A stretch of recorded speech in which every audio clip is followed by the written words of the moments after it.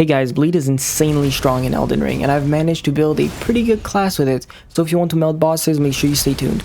I'll go over my Bleed build and then explain how Bleed works in this game. Also, rest assured, I'll keep it short and I'll tell you guys where to get all these items just after I'm done explaining all of this. So to start off, you'll want to get two regular weapons. Personally, I like the dual Yuchikatana. These guys already start off with a Bleed, and when upgraded right and using the correct Ash of War, they have one of the, if not the highest bleed counter in the entire game of well over 100. Secondly, you want to get the Lord of Blood's Talisman and the White Mask. The Talisman gives you a 20% power boost when bleeding occurs in the vicinity, and the mask does the exact same but with a 10% value instead. Finally, you'll want to get the Seppuku Ash of War. Now let's talk about how bleed works in this game and why it is so strong. Then I'll let you guys know where to get all these items. Of course, that'll be at the end of the video, so if you don't care about the mechanics, just skip ahead. The build will be at the end of the video. So, bleed is different from other status effects. Although it's applied the same way with an invisible gauge that you have to fill, unlike rot or poison, it deals the entirety of its damage in a single shot. In order to fill that gauge, two things come into effect: your bleed number and the monster's resistance or its immunity. You can't tell how resistant a monster is, so it isn't something worth explaining too much, although the bleed values are another story. If you look at the passive section of your weapon, it'll tell you what it does and how much of it. For example, the Yuchikatana starts with a 45 bleed value.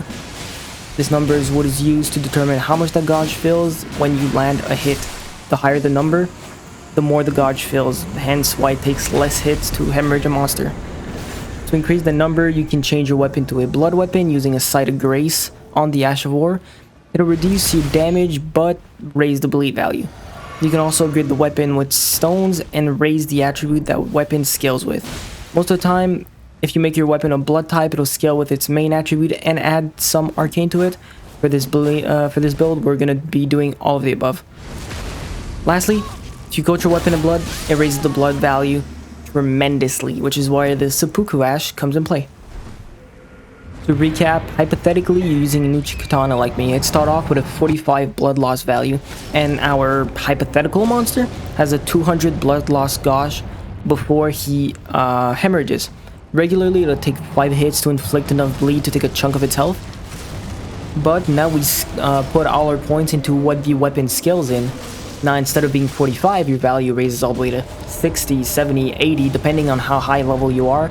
The higher attributes that your weapons scale with, the higher the blood loss value. And now we upgrade our Yuchikatanas to max and make it a blood type. Now our blood loss value is well over 100. Coated with blood using the Ash of War, and that number increases even more. Lastly, the Talisman and the Helm increase our damage by about 30%. You're now chunking that monster with 2 hits or so. To find the Yuchikatana, unfortunately you can only get one if you haven't started as a samurai, but any other bleed weapon can replace it. Anything that can have an Ash of War applied on it can be changed to a blood type and have all of these effects going on. Keep in mind we're going for hit speed since physical damage is irrelevant, as bleed scales off a percentage of a monster's health rather than set value. So the physical damage of a weapon has absolutely nothing to do with how much bleed damage you will do. You can get it at a death-touched catacombs on a body hanging off a ledge. That is right next to the War Master Shack, for anybody wondering, in Limgrave. The Talisman drops from Esger, Priest of Blood, in the Lindale Catacombs, and the White Mask drops from the 3rd NPC Invader near Mogwyn Palace. For anybody that doesn't know how to get to Mogwyn Palace, YouTube it. It's pretty simple. It does take a little bit of time, but it's completely worth it. And finally, the Seppuku Ash of War drops from an invisible scarab on the frozen lake in the mountaintop of giants.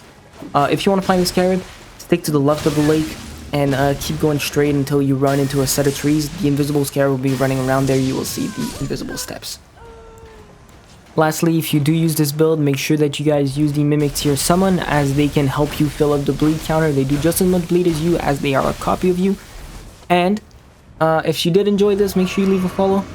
Make sure you like the video. I'll be trying to do many more builds as I play this game a lot with my Apex content. So yeah, I hope you guys have a great day. I hope this helped, and if ever you guys have any suggestions or any upgrades, I'm open to everything. Drop them down in the comments. I appreciate you guys and I hope you guys have a fantastic day.